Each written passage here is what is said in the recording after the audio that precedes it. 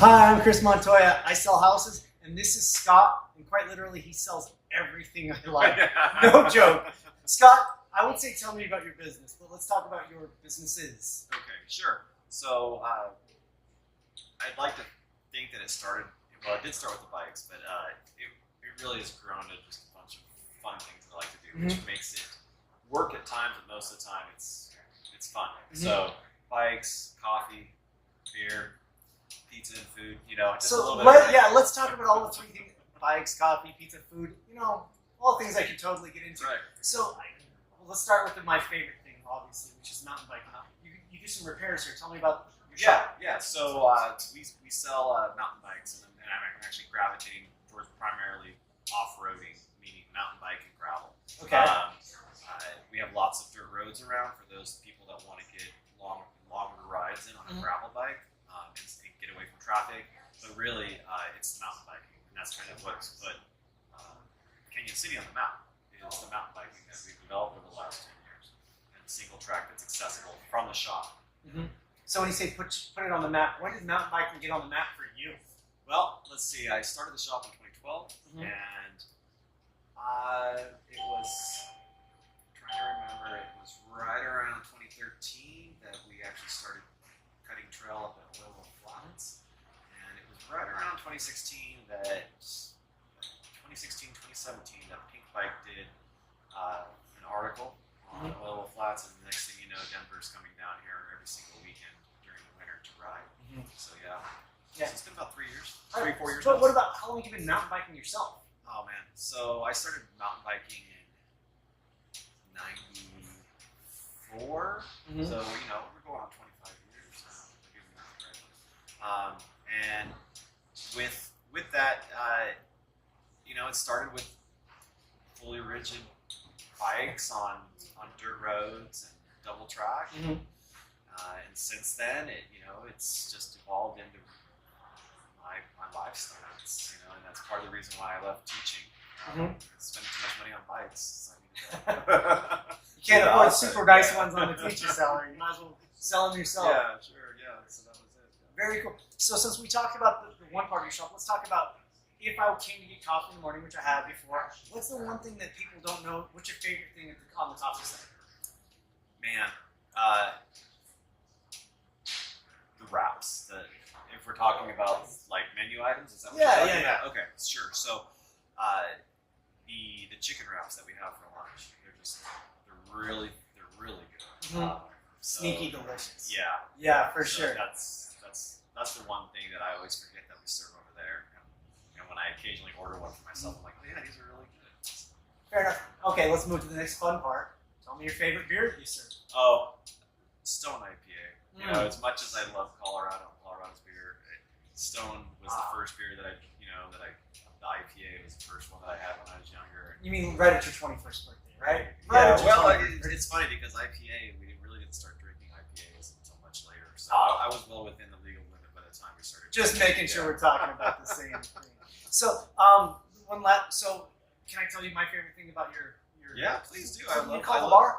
The handlebar. The handlebar. I love the name. All their bike names. But honestly, it's that little pavilion in back that you can protect it from the shade, protect it from the wind, still have the elements. I love that glass door that opens up. Yeah. It brings a different sort of feel to our community. And I think doing this for our community, which I don't know if that was your intention, but it really worked out well. It's a great ad piece to our community. Yeah. And so, did you think about that when I know you're on city council. Yeah. So, if you're asking, did I have a plan for it? Yes, because the garage door was in the patio.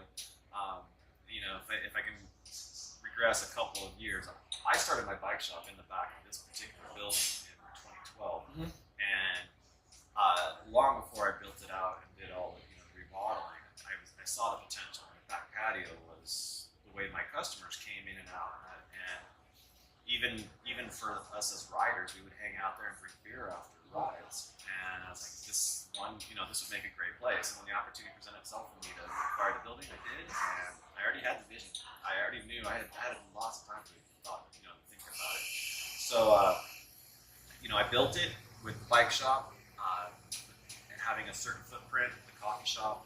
I knew we were going to need a kitchen. kitchen. So I went ahead and planned all that, and then I took the extra space and I said, all right, well, I'm just gonna make myself a little bar, you know. That's a great move, by the way. Yeah. Great move, by the way. And you know, and again, it was more of a hobby at the time, and even as of today, it's still a hobby that you mentioned doing things for the community. I do intend to do more with it over time. As you know, we're kind of in a rough time right now, and it's really tough to make some For sure. long-term plans. So that eventually, I see it becoming another dimension of the business. No, for sure. So last tough question. This is the stumper here. One trail, all Fremont County, your favorite, you pick it. Okay, well, it's going to be anticlimactic because it's not pleasant. But it's a 1 mile section of trail, and it's a green, but it's a really fun flow trail. And it has lots of curves in it. You can actually get a lot of speed, and it's the way that I commute to and from work every day. So I've ridden, I generally ride that 10 times a week. It's fun. It's a fun, fast trail. Don't get me wrong, there's a bunch of other trails out there that are equal. Have to take a close second, but that's my go-to one right there. Mutton busting is a solid choice for sure, for sure. So this is the part of the interview where you get to ask me one. Yeah, so my question for you is, having been in Canyon now since you graduated high school in the mid-90s, what are you seeing? You know, what kind of growth are you observing? Because I mean, I've been here now for 16 years, and I've seen some noticeable changes, and I see new people coming in. I see a lot of people leaving the Front Range to come down here to escape the madness up there. You know, what have been your observations? You know, what have you seen? So what I would say is early on, you know, not that I thought about it too much when you're a kid. You don't think about community. You think about what am I going to do for fun? But that's actually the truth of it. There's more things to do now. Right, so I would say there was a stagnation in the 90s and maybe even into the early 2000s, just a stagnation of how Kansas City was operating. But since we've opened up our trail systems, since we've made a heavy focus on downtown, I just love the direction we're headed in.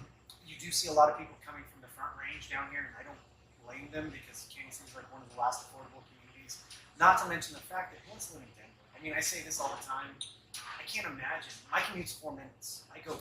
And you ride your bike to work on a sweet mountain bike trail, your favorite trail. Yeah. So, I mean, can you do that in Denver? No. No chance there. My commute's 4 minutes. What's their commute like? Yeah. So there's like just many reasons. And to address your question directly, I mean, it was stagnated, but it seems like Kansas City's full steam ahead with community growth, with downtown Main Street growth, growth for, like you said, you're here mountain biking, you're here gravel biking, you're here doing all these things. This is what's great about it. Yeah, rock. It's like the rock climbing. World class rock climbing. That's the reason I'm here. Actually, I may have shared that with you, but when we first were deciding where we wanted to live, I said, well, yeah, I can go down and live in Canyon for a year. Because that's about what we were thinking. Let's just try it for a year. Long year. Yeah, because there was rock climbing, and that was it. That was my total justification, and here we are. 480 bolted routes, 80-foot climbs. It's nuts. It's nuts, just right outside. Yeah. When I used to climb a long, long time ago, when I was probably in shape to climb, we'd see people from the UK, we'd see people from Canada, we'd see people from all over the world. It's a world destination. It's a world destination. It's one of our best kept secrets. Yeah, it really, it actually is, and that's where the next growth. Yeah. I think that's where we're going to see more people moving into town. In fact, as my staff continues to grow, every single one of them is interested in climbing, if not already climbing. Yeah. It's kind of strange to see that happen. Yeah. All the things we say great about Kansas City, there's always just like, oh, there's one more thing. Oh yeah, I forgot this one other thing that makes Kansas City great. So awesome. Hey man, I really appreciate your time. Appreciate it. Thanks, brother. Thanks, guys.